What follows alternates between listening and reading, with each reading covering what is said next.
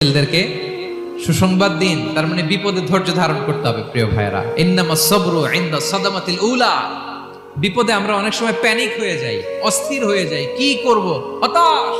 না, মুমিনরা হতাশ হয় না, ধৈর্য ধারণ করে। কি করে? কি করে?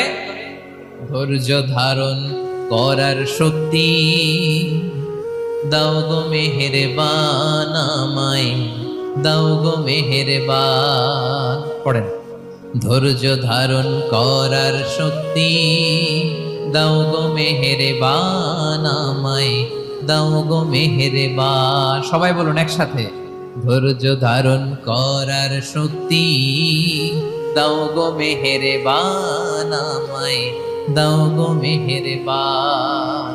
বুকের ভেতর ব্যথার নদী বইছে অবিরা, বইছে